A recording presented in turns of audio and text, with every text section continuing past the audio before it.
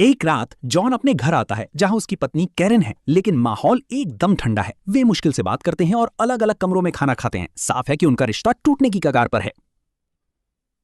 आखिर में वे एक साथ न्यूज देखने बैठते हैं जहां एक तेजी से फैल रहे वायरस के बारे में पता चलता है। जॉन को लगता है कि यह किसी बड़ी दवा कंपनी की चाल है, लेकिन कैरन उसकी बातों पर ध्यान नहीं देती। जॉन कहता है कि वो सोने से पहले कुछ पेपर्स चेक करेगा। कैरन के मन में कुछ बात है, लेकिन वो उसे कल के लिए टाल देती है।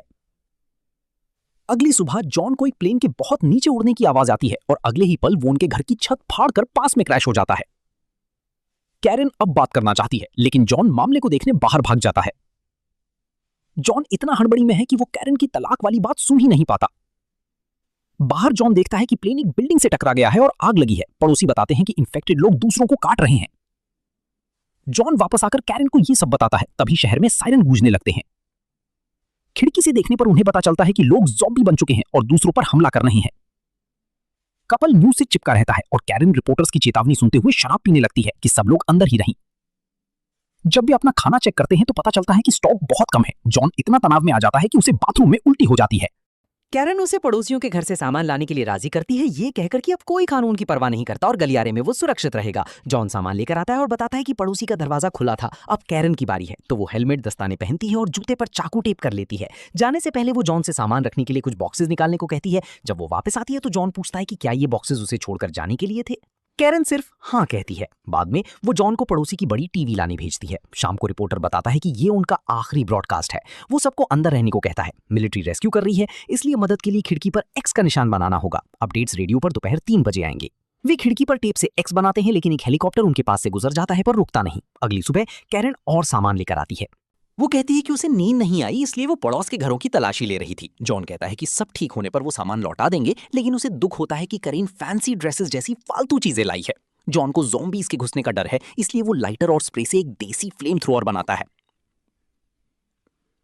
करीन घर के सारी चाकू और हथौड़े इकट्ठा करती है। 3 बजे रेडियो पर बताया जाता है कि अभी भी महामारी की वजह का पता नहीं चला है, लेकिन बिजली और पानी की सप्लाई चालू रखने की कोशिश की जा रही है।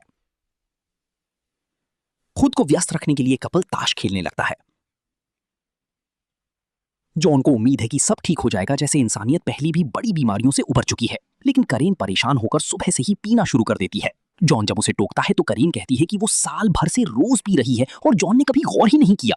वे नर्सरी रूम में जाते हैं और उस पुरानी बात पर चर्चा करते हैं। पता चलता है कि उनकी छोटी बेटी की मौत हो गई थी और उसके बाद उनका रिश्ता खत्म सा हो गया। जॉन उसे दिलासा देता है कि वे इस मुसीबत से बच निकलेंगे। हमले के लिए तैयार रहने के लिए वे एक्सरसाइज करना शुरू करते हैं। हालांकि कैरन पीना नहीं छोड़ती। एक रात उन्हें दरवाजे पर दस्तक सुनाई देती है। जॉन को लगता है कि रेस्क्यू टीम है, लेकिन दरवाजा खोलते ही एक ज़ॉम्बी अंदर झपटता है। वे मुश्किल से दरवाजा बंद कर पाते हैं। रेडियो पर वैक्सीन की कोशिशों की खबर आती है। जानकारी की कमी उन्हें परेशान कर रही है, इसलिए वे स्मोक करने का फैसला करते हैं। सिगरेट से काम नहीं बनता तो कैरन नशीले पाउडर यानी ड्रग्स का स्टॉक निकालती है। जॉन पहले घबराता है, फिर वो भी इसे लेने लगता है। कैरन उसे डरा हुआ कहती है, फिर अपने पास रखे अवैध नशीले सामान और एक बंदूक को दिखाती है। वो ये भी मानती है कि पिछले कुछ बार जब वे करीब आए थे तो उसने मफिन्स में नशा मिलाया था। वे पूरी रात पुरानी मूवीज देखते हैं और पीते हैं। अगले दिन जॉन बंदूक से निशाना लगाने की प्रैक्टिस करते हुए कैरन की मां का दिया हुआ एक कीमती बर्तन तोड़ देता है। कैरन गुस्सा हो जाती है। बाथरूम में उसे एक हेलीकॉप्टर दिखता है, पर वो उनके घर पर नहीं रुकता। नाश्ते पर जॉन कहता है कि उन्हें अब लंबे समय की तैयारी करनी होगी। वे टूटे हुए बर्तन के टुकड़ों को दरवाजे के बाहर अलार्म की तरह बिछा देते हैं और शराब से मोलोटोव यानी पेट्रोल बम बनाने लगते हैं। 3 बजे रेडियो पर कोई ब्रॉडकास्ट नहीं आता। तभी दरवाजे पर दस्तक होती है। वे हथौड़े लेकर तैयार रहते हैं, लेकिन बाहर पड़ोसी लियो और एमिली मिलते हैं। वे बताते हैं कि वे लॉन्ड्री रूम में फंस गए थे और जब बाहर आए तो ज़ॉम्बीज़ ने उनके घर पर कब्जा कर लिया था। उन्होंने बाहर पड़े बर्तन के टुकड़ों से अंदाजा लगाया कि यहाँ कोई जिंदा है। वे खाना मांगते हैं क्योंकि उन्होंने 2 दिन से कुछ नहीं खाया। जॉन और कैरन किचन में जाते हैं, जहां दोनों कपल आपस में फुसफुसाने लगते हैं। एमिली लियो को बताती है कि कैरन अपनी बेटी को खोने के बाद पागल हो गई थी। दूसरी तरफ कैरन कहती है कि उन्हें अपना खाना बचाना चाहिए और ये पड़ोसी बहुत चिड़चिड़े हैं। जॉन मदद करना चाहता है तो करीन सुझाव देती है कि खाने में नशा मिला देते हैं, जिससे उनकी भूख मर जाएगी। खाने के दौरान एमिली पहचान लेती है कि करीन ने जो ड्रेस पहनी है और जो टीवी है वो उसकी है। करीन मेहमानों से पूछती है कि उनका प्लान क्या है। करीन उन्हें बाहर निकालने की हिम्मत नहीं जुटा पाती। लियो कहता है कि वे सफाई में मदद करेंगे। वे रात भर पीते हैं और बातें करते हैं। सोने के समय मेहमानों को झटका लगता है जब उन्हें पता चलता है कि उन्हें फर्श पर सोना होगा।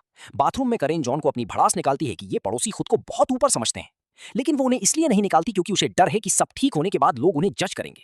उस रात जॉन और करीन शोर मचाते हैं ताकि पड़ोसियों को परेशान कर सकें। एमिली इसे कंपटीशन की तरह लेती है और वो भी लियो के साथ शोर मचाने लगती है। अगली सुबह एमिली जानबूझकर बाथरूम में देर लगाती है। नाश्ते के बाद करीन मेहमानों से सफाई करवाती है। एमिली को सफाई करना बेइज्जती लगता है। वे तय करते हैं कि जब जॉन और करेन सो रहे होंगे वे उन पर हमला कर देंगे। करेन को उनकी योजना का पता चल जाता है। जॉन और करेन पहले हमला करने का फैसला करते हैं। करेन कुकीज में नशा मिला देती है ताकि वे बेहोश हो जाएं, लेकिन नशे की मात्रा ज्यादा हो जाती है और दोनों पड़ोसी सूफे पर ही मर जाते हैं। मर्डर के डर से जॉन और करेन खुद भी नशा कर लेते हैं। अचानक लियो और एमिली ज़ॉम्बी बनकर जिंदा हो जाते हैं और करेन तुरंत उन्हें गोली मार देती है। वे लाशों को दूसरे अपार्टमेंट में डाल देते हैं और अगले कुछ दिन नशे में गुजारते हैं। वे गहरी नींद में होते हैं, इसलिए रेस्क्यू हेलीकॉप्टर की आवाज नहीं सुन पाते। अगली सुबह कैरन कहती है कि वे अपनी आखिरी यादें अच्छी बनाना चाहते हैं। वे एक बच्चा गोद लेने के बारे में सोचते हैं और जॉन पुरानी गलतियां मानता है। जॉन कहता है कि बेटी की मौत के बाद उसने खुद को काम में डुबो दिया था, लेकिन इस तबाही ने उसे नया नजरिया दिया है। तभी दरवाजे पर दस्तक होती है। आवाज आती है कि ये रेस्क्यू टीम है, लेकिन दरवाजा खोलते ही 3 गुंडे अंदर घुस आते हैं और कैरन पर हमला कर देते हैं। वे जॉन को चाकू दिखाते हैं, तभी कैरन एक गुंडे की गर्दन पर कैंची से हमला कर उसे मार देती है। जॉन बाकी दोनों गुंडों को गोली मार देता है। तभी उन्हें असली रेस्क्यू टीम की आवाज आती है। वे खिड़की पर जाते हैं, लेकिन सैनिक उन्हें देख नहीं पाते। वे बाहर निकलने की कोशिश करते हैं, लेकिन कॉरिडोर ज़ॉम्बीज से भरा है। जॉन हथौड़े से रास्ता बनाने की कोशिश करता है, लेकिन ज़ॉम्बीज बहुत ज्यादा हैं। वे वापस अंदर आ जाते हैं।